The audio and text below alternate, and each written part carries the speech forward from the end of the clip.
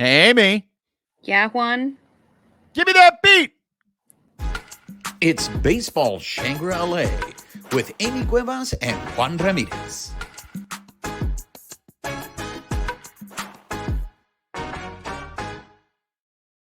What's up, party people? This is another episode of Baseball Shangri-La. She is Amy Cuevas. I am Juan Ramirez. Let's get the business out of the way. Make sure you're following us on social media, on X at BB Shangri-La, on Instagram, Threads, and Twitch at Baseball Shangri-La. If you're watching us on YouTube, make sure you subscribe to the YouTube channel.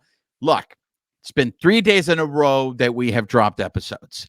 I cannot make promises to you that this is going to continue or when will it happen again, but this is why it's important that you guys follow us on social media or you subscribe to the YouTube channel, because then when we do drop an episode, you will automatically be notified. Right, Amy?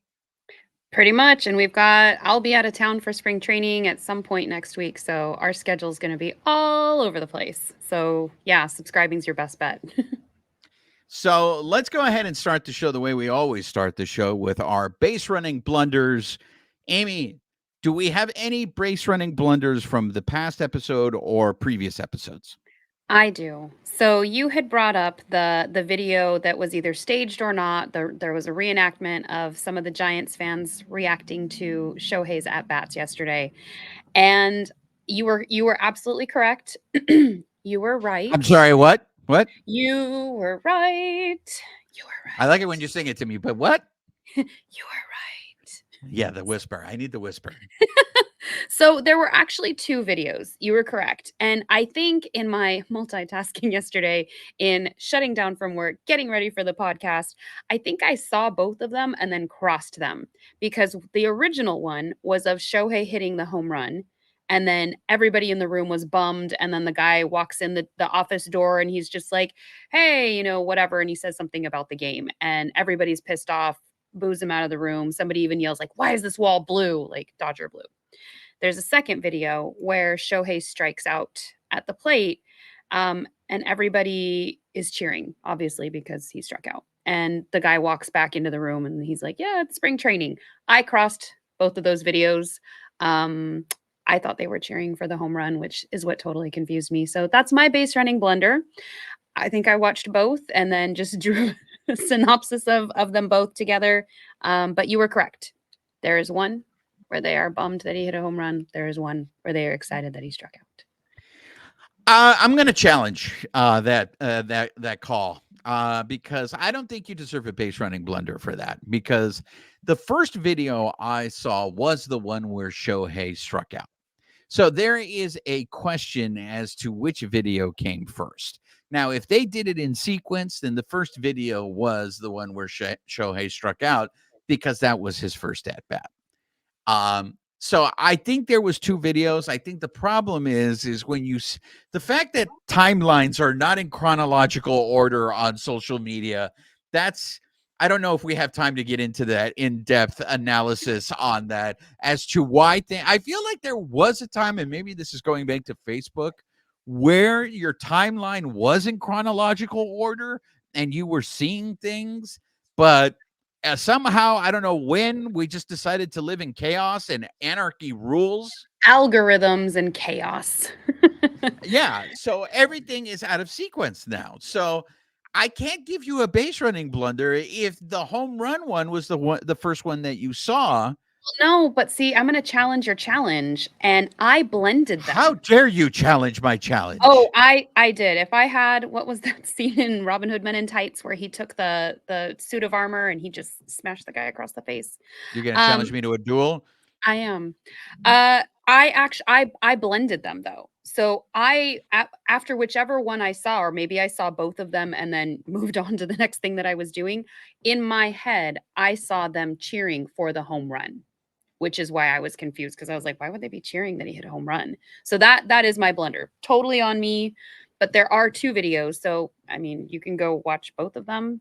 Either way, Shohei struck out and he hit a home run and he's on the Dodgers. So look, I'm not going to let it slide that you made a Robin Hood Men in Tights reference here. I also love that movie. Okay, I have to defend my honor because, again, I got another message from one of our viewers / listeners saying I am a movie snob, that I am a movie elitist. Look, there are parts of Robin Hood Men in Tights that make me laugh.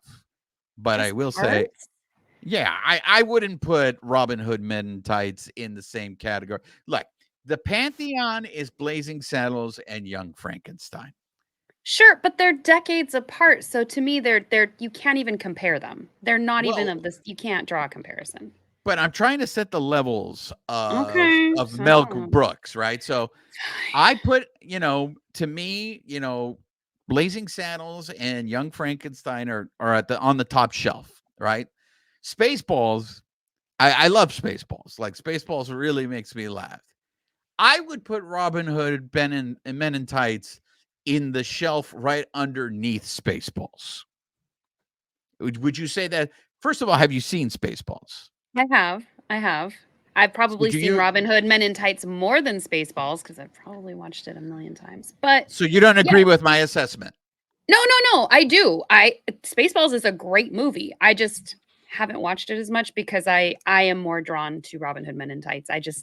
I grew up watching Prince of Thieves because my brother loved it. He was younger and he watched it on loop. So when Men in Tights came out, it was relevant and it made me laugh and it was like, "Oh god, I don't have to watch Kevin Costner one more time." So for me, Because I unlike have it. some other Robin Hoods, I can speak with an English accent. Oh my god. The best that when it began that way. Okay, we're getting off topic. Okay, but look, no, We're I'm gonna need glad. a bigger episode, sir. We're gonna need a bigger episode. Look, I'm glad that you did this because I don't think you did this on purpose. But the fact that you brought up Men in Tights today, at the time that we are recording this on Wednesday, Richard Lewis passed away, and Oh yeah, no. Richard Lewis passed away at the age of 76. For anybody who is fans of Curb Your Enthusiasm, Richard Lewis was a big part of that. And he had been dealing with health problems with some time, but Richard Lewis was in Robin Hood Men in Tights, and the fact that you brought him up, may he rest in peace. I want to pay tribute to the great Richard Lewis because this is a line that I quote from Robin Hood Men in Tights, and not everybody gets it. So I'm curious if you will, Amy. I think you will because you seem to have watched that movie a lot, but whenever somebody tries to point something that is obvious to me, I always respond to them with, I have a mole. Thank you. And 'Cause for those it of you changed listening to the audio, Amy just acted the mole changing on Richard Lewis's face. So Go on the watch the audio movie. side, I'm sure that played out really, really well. I have a mole. The guy had a mole on any given point of his face at any time in that movie. So great. May he rest in peace. So Speaking of tight. before we go there, I just once again, just to wrap up, I'm gonna let the listeners, the viewers, you guys decide whether Amy should get a base running blunder on that. I think she's being too hard on herself. Make sure you comment on the YouTube, or if you're listening on the audio portion, send us comments on social media whether Amy deserves a base running blunder on that. I think she's being too hard for her. I would not give her that.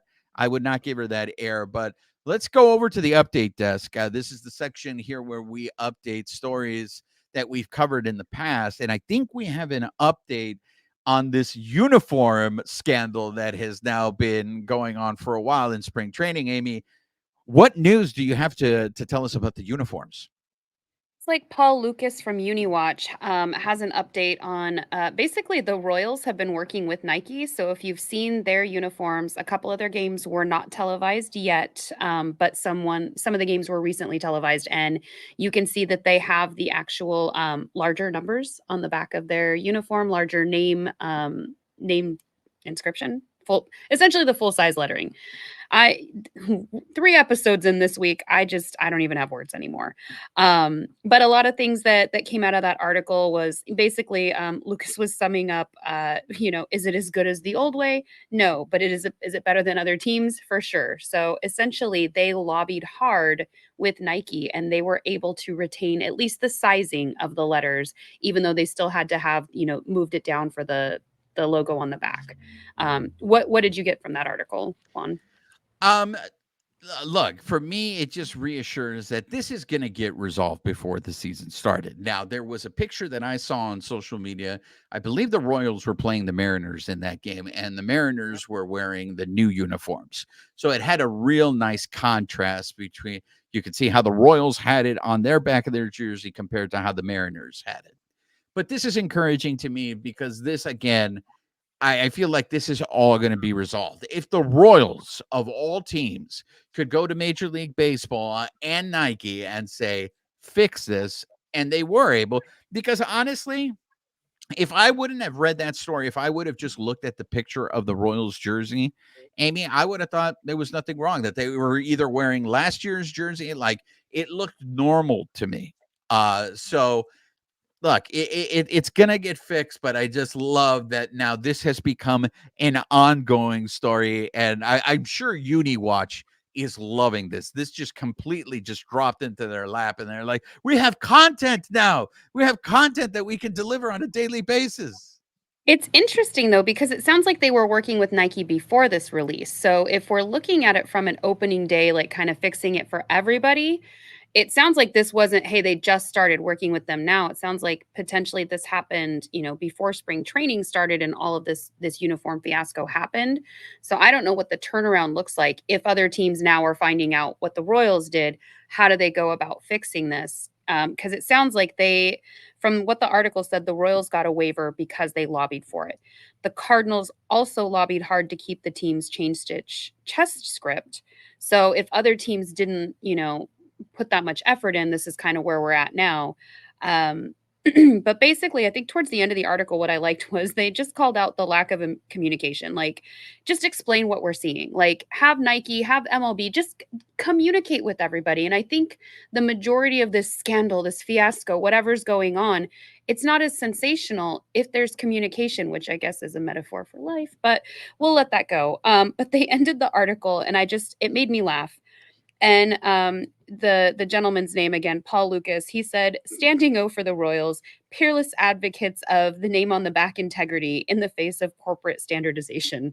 And it just, I don't know, just to end that way, it just gave me a giggle. But I mean, I guess there's hope if the Royals can get full size lettering on the back of their jerseys. Maybe at some point, if not by opening day, maybe the other 29 teams, have something to look forward to. Yeah, I Depends, like. that's another thing. Look, I'm fully confident that this is going to be resolved. I think this is a very encouraging story on all fronts because first it shows that Nike's listening to the players, and Major League Baseball is listening to the players. And what would really suck is if you had that Manfred still going out there saying, "Hey, these uniforms are great. The players are going to love them." It's not tone deaf. I just exactly how you said it, Amy. It's just they are listening. They are, working together. This is going to get resolved by the time, I believe, opening day. Maybe not by the time when the Dodgers go to Korea, but definitely when it's opening day in the United States. I Well, think and this will be. if not, then the Dodgers can take a page from Robin Hood Men in Tights, and we're men. We're men in tights. You wear those underneath Oh, your pants. I see what you did there, madam. Wow. You deserve an applause for that, ladies and gentlemen. Tights. There you go. 2 shows nightly at the Pacoima Hilton, everybody. Amy Cuevas. That was well played. Remember to tip your server. Well played. Amy, let's get to the game today. So, I mean, this has been a pretty exciting week in spring training in the Cactus League because we had Shohei with his debut yesterday, and today Yamamoto makes his debut. So we had been hearing all these great things from Dodger players about when Yamamoto was throwing bullpens and them sitting in the batter's box and just saying, "Oh, his stuff is filthy." So he pitched 2 innings, and I mean, I don't think you could have. Probably the only way he could have been better today is if he didn't give up a hit. I mean, the guy pitched 2 innings, struck out 3. What? I mean, the guy. This is crazy. 19 pitches, 16 of them for strikes. Amy, what did you see with Yamamoto today? Like, I had to rewind it and watch it twice. It was really great to see. I know this is probably me, again, just sensationalizing it. Maybe that's the theme of our episode. Um, but just the crack of the bat. Like, every time he pitched and when they did make contact, I don't know, it felt like it sounded louder. But even the one hit that you mentioned that he got, it was Carter who singled off of him. The next player hit into a double play and, like, inning ended. And he ended up, you know, 2 more strikeouts the next inning, somebody else flew out, like, super efficient, like, way to have a debut, like, good job, Yamamoto. Some of the things that I was really impressed by watching him is, and you're right about the sound, the ball coming off of those hitters' bats. And I don't know if it's something about the acoustics in that stadium because the Dodgers were playing at the Rangers' home park in Surprise, And Arizona. it's Yamamoto. Let's pretend it's just Yamamoto. But I mean, the way the movement on his fastball, like seeing it, and I know that Dave Roberts had said before that the thing that they had found most impressive about Yamamoto was his control and his ability to throw that fastball in all the different quadrants in the strike zone. But you could just see in this game how just his fastball just had such a life to it. And the other thing that was just super impressive to me was, I mean, this is insane. It was 19 pitches and 16 for strikes. Like this guy was just up there and he worked so quickly. It was just fantastic to watch. The other thing that impressed me was being able to see his lack of windup, so to speak. For him, it seems like he just gets the ball and throws it. And for him to have that much power behind his pitches without he doesn't have a traditional windup. I was very impressed with that. Now, one of the things that was said on the broadcast that I know some people are starting to mention, and that was Rick Monday had said, I look, just I know jotted that down. all right, I'll let you go with No, it. no, Go no, with no, go for it, go for it. I'll so fill in. so Rick Monday had said that he knew what pitches Yamamoto was throwing. Now, he went ahead and clarified that the reason why he could see what pitches were coming was because when they went to that view from the center field camera, you were right behind Yamamoto. And the way he holds his glove, you could see how he was gripping the ball. So Monday was saying, I know that. Now, of course, I think Monday was saying that because eventually, if and I get it, this was behind Yamamoto, but how much are hitters going to be able to pick up the grip from him when he holds his glove up? Like, is he going to be tipping his pitches? I think that's where Rick Monday was going with that. So I know Rick Monday said the Dodgers will go ahead and address it. If he was tipping his pitches today, it looks like his stuff is that good that there's nothing the Rangers could do about it. But I am curious to see now how he looks the second time around because this was, Bruce Bochy said this, and that was like, this is the first time they're seeing him. Bruce Bochy was like, look, I get why they wanted to sign him. His stuff is great. I found that very interesting there with Yamamoto. What else did you get, Amy? Well, so when he brought that up, I was actually thinking like, okay, so is that they're going to have to address that at some point or figure out a way to at least change it up if they have a runner on second who can see that and then relay those pitches. Um, but really, if they do start to tweak that, how does that affect his delivery? If there is like, if that is how he's used to holding things and that is how he is effective, how do you change that without messing up all of the control that he has? Or do you just, you know what, his stuff is going to have to be that good, but people are going to, they're going to watch tape, they're going to prepare. So there's got to be a happy medium in there where we don't mess up his pitching form, but also don't give away those pitches behind him. I mean, it is true. Now, look, he is going into the major leagues, but he's had an ERA of under 2 in the Japanese league, and I'm sure he's been pitching like this. So maybe his stuff is just that good that even when hitters seem to know what's coming, they still can't. Because again, I can't lose sight of the fact of the life on his fastball. And then the problem is a lot of the times I guess it's a splitter I think is what he was throwing because he You could struck. even see you could see his hand in the glove holding the like I could see his fingers on the threads.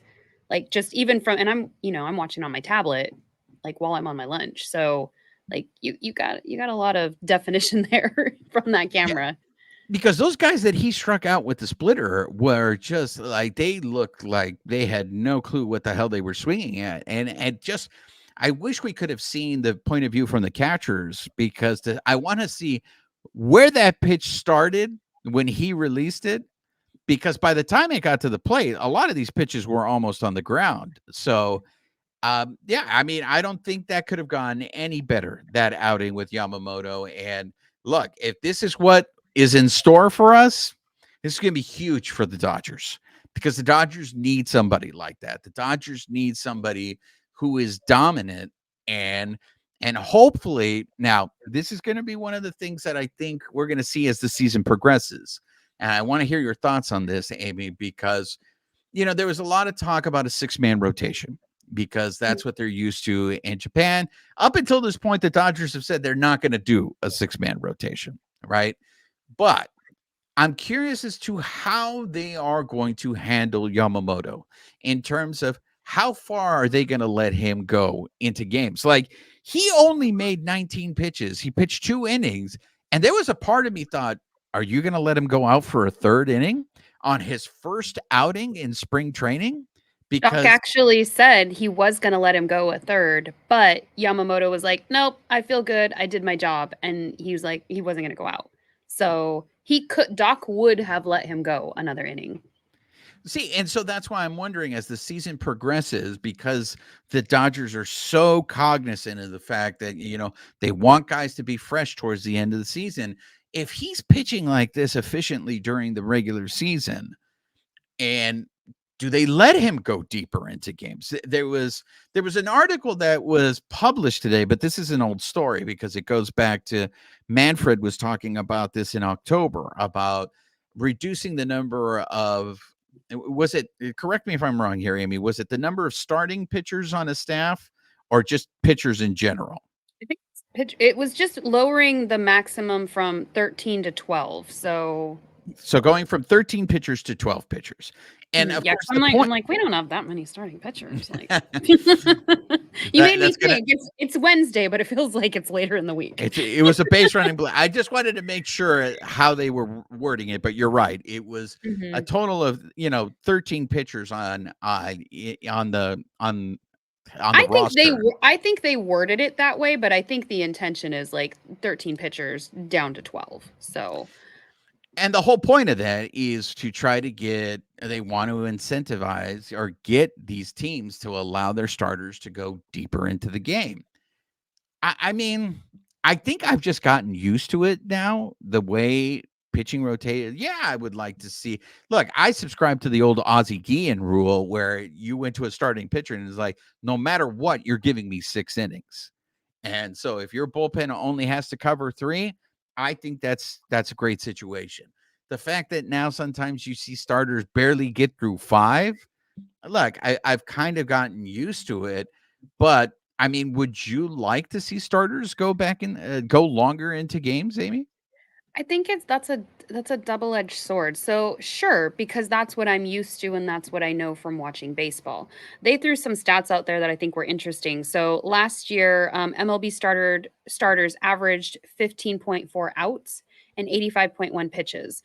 In 2000, that was 17.8 and then 98.6 pitches. So, you're going from 85 to 90 or from 98 to 85, over what are we at 24 year span math at the end of the day.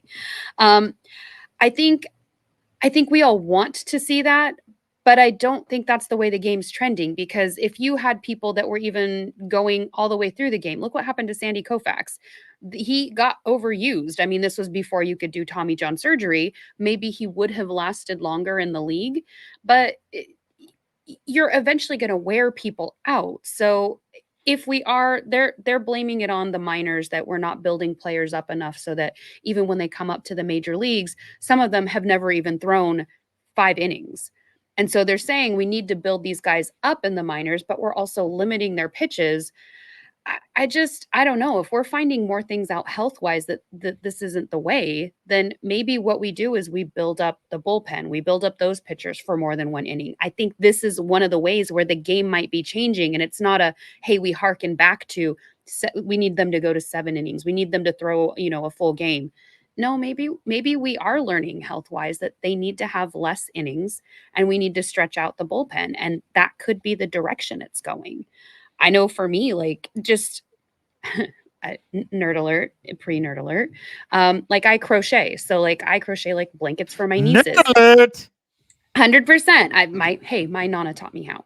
But I do that. And for me, even like my shoulder, my elbow starts to hurt if I've been doing that a lot. That's crocheting. I'm not throwing a ball. I'm not on a mound. I'm not having to work out a lot.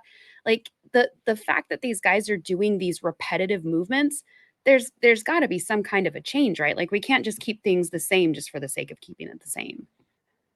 Look, I hear you, girl. I mean, I think I probably have a rotator cuff issue. I don't think I need Tommy John, but I know this is from years. I would throw complete games back when we were playing wiffle ball as kids because, we'd play double headers and I'd be throwing 18 innings a day on wiffle ball. And I know that that's the reason why my shoulder, anytime I throw a ball, it's crazy. I hear a pop in my shoulder. And that's why I was forced to retire from adult softball. So I know this is sad times. Our legends go too soon. It's unfortunate. You and Sandy Koufax, man. Oh, Amy, I love you as my partner. I love you as my partner. I'll burn my candle for you later. It's fine. I'll magically heal it. You know what was the other thing that I thought was really interesting was, okay, so Shohei Ohtani did not play today, but he traveled to Surprise to support Yamamoto. Hi-oh!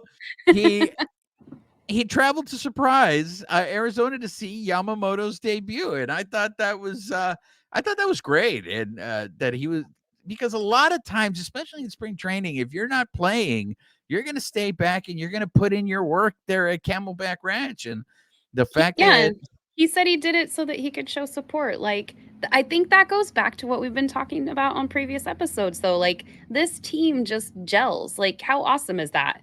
Like you said, if I have my day off, I'm taking my day off. But he went all the way to another stadium, another ballpark to go support his buddy. Like, good for him.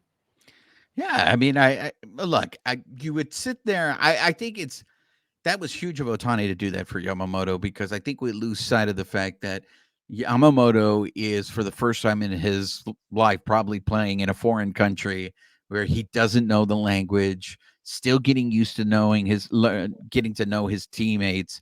And for the only person that he's familiar with, for Shohei to be there to maybe help him be a little more comfortable, being that this is the first time he's going to be pitching not only for the team but against major leaguers. I raised my glass to Shohei. Like, so far, like, this guy is just he's completely played it right. I mean, I know there's haters out there. I know a lot of the Angel fans were making comments and maybe, like, especially with his first at bat, saying, "Get used to Shohei. That's what Shohei is in the clutch." And I'm just like, dude, you guys can't hurt us. We're Dodger fans. He's just a class act. Like, Yamamoto is great in his own right. He has his own accolades from his pitching in Japan, but I also try to put myself in his shoes too. Like, he is amazing. He's just starting out here in the US, but like, as far as everybody comparing Shohei to Babe Ruth, that's like Babe Ruth just showed up to your game to make sure you felt supported. Like, that feels huge. Like, I wouldn't even know, like, I would be like honored, but also a little wowed, like, okay, he came here to see me pitch. Like, but like, it's at the end of the day, it's just amazing. Like, I'm just so proud of our team. So let's talk about some of the game action today. So the Dodgers actually lost the game. They lost their first spring training game today to the reigning World Series champions. The pitching, after Yamamoto left the game, the pitching just did not look the same. But I think the biggest headline coming out of this game was Max Muncy getting hit on the hand. Now, he's not going to have x-rays until tomorrow. So right now they are just calling it a left hand contusion. So that's a big fancy way of just saying he's got a bruise on his hand for now. But when guys get hit on the hand, it always makes me nervous. Me I think oh of I JT when he got hit on the hand in that spring training Well, game. he got Like, hit on the wrist. In that oh, one, that's and right. that It one, was the wrist. It wasn't even the knuckles. Yeah, you're that right. one just broke it. But like Ugh. the hand injury that Miguel Vargas had last year, there is part of me that wonders. I look back there and I go, how much did that hand injury affect him throughout the season? Now, I mean, I don't know. I want to sit there and use that as an excuse because unfortunately, I'm rooting for Miguel Vargas, but he is just he's hitting under 200. He took the collar again today. He's and that's concerning to me only because I felt like this guy needed to get off to a hot start to have any chance to be considered for the roster. Now, I know the acquisition of Amy's boyfriend changes everything. Having Kike, Cannot roll my eyes harder at you right now. but there's a part of me that thought, well, maybe they're really going to give him another chance in left field. But I'm just I see him continue to struggle, and then the problem is the Dodgers start early. They're going to be leaving fairly. I mean, look, guys, March 1st is on Friday, and so they're going to be leaving to Korea in probably a little over 2 weeks because they have practice games in Korea before they start the series against the Padres. So for me, it's just he doesn't have a lot of time. So he needed to get off to it. You know what kind of start he needed to get off to, Amy? He Andy needed Pages. exactly. There you go. Or Jose Ramos. Amy knows how to transition. Tell us about Andy Pages, Amy. Well, let me pull up my scorecard and hope that I can make some sense of it Okay, today. now that she mentioned the scorecard, before you talk to me about Andy Pages, can we talk about your meltdown day, or is that too drastic to say it was a No. meltdown today? Oh, it was a mini meltdown. I reined myself in, but as Juan has pointed out, I do like to keep score, and Net alert. I was dying. I must have sent Juan like 20 texts today as my brain was imploding because whoever was doing the scoring today, there were things that were happening that were not actually on the scorecard. At one point, when Amy, let's clarify. This was the scoring on the MLB app, right? the game day app, yes, Yeah, yes. okay. So at one point it said that I don't want to butcher his name. Is it Gauthier? Okay, that might be a base running error. I'm gonna go Yeah. with And I can't Gautier, find it on because I think my card because it's so scratched up. I think it's it's French though. Gautier. So Gautier. We'll go back to that. We'll fix it next episode, I promise. Well, at one point he came in and he was hitting, but they were saying that Cody Hosey was hitting for him. And so I'm watching the TV, I see Gautier on the that's gonna bug me. I'm so sorry, guys. But he's, at one point he makes it to third base, and I'm looking at the game day score thing, and it's saying Hosey. And I'm like, that is clearly not Hosey. So I have literally crossed everybody out. I was sending Juan, I was like, these are my receipts. For what? I don't know. Just to prove that I wasn't crazy, because I literally use my scorecards for things that we talk about. I can see, what Pages did. He had a home run, he tripled, he got on base, and an error happened and he made it to second. Like, I can see all that stuff. And the fact that these names were getting subbed in at one point, Jose Ramos was subbed and switched out. He was batting in one spot and swapped to lower down in the line. Oh, you can see my head exploding. But I was able to rein myself in. Who knows? Maybe that person is a newer scorer. Maybe they're learning how to do it. Maybe they're dealing with the technology. Maybe the technology effed up. I'm trying to remember humanity and being compassionate for people, and we don't know what was going on that side. All I know is my scorecard is effed. So I can have compassion and be frustrated at the same time. So give me a little grace with my stats today. Serenity now, everyone. Serenity now. Serenity now. So that's a little glimpse into my brain when I'm scorekeeping and things go awry. But going back to Andy Pages, I mean, the guy is hitting 400 in spring training. And look, we have been hearing his name for a couple of years now. but the injury really affected him. So far, it looks like he has recovered nicely from that shoulder injury. Do you think he would be a viable option? I think he was playing in right field today. Again, he my card is all over the place. But do do you think he would be a viable option in left at this point since we have Hayward and we have potentially Kike platooning over there? Like, do you think that would be an option for him to move over? I don't think so. But you know what? The Dodgers have been, they're known for moving people around the diamond. So if they like his bat, like if he keeps hitting the way he's hitting in spring, like for me, what's going to happen is he's going to be sent down to the minors to start the season. But I think he's going to probably be one of the first call ups if anybody gets hurt, if anything goes wrong. I think Mm, he's probably going to be one of the first guys that we're going to see up there. Now, what's going to happen is if he keeps hitting like that, they're going to find a way. If they sit there and they go, you know what, left is the way to go. But I still think they're probably giving Vargas, like, I think they're secretly rooting. Come on, Vargas, you can do this. Like we're not we're not necessarily even a hanging. full week in, to be fair. Yeah, So, he might thank need you. to warm up a little bit. I'm giving the scorer grace. We'll give Vargas a little grace. But to your point, like Pages had a great catch. I think it was in the bottom of the Yeah, eighth. Like he's doing a stellar job. Like he's doing all the right things. So to your point, he's probably guaranteed at least a call up at some point if we keep him or we don't trade him. If we see him earlier in the season, Vargas, here's to hoping that he finds his rhythm.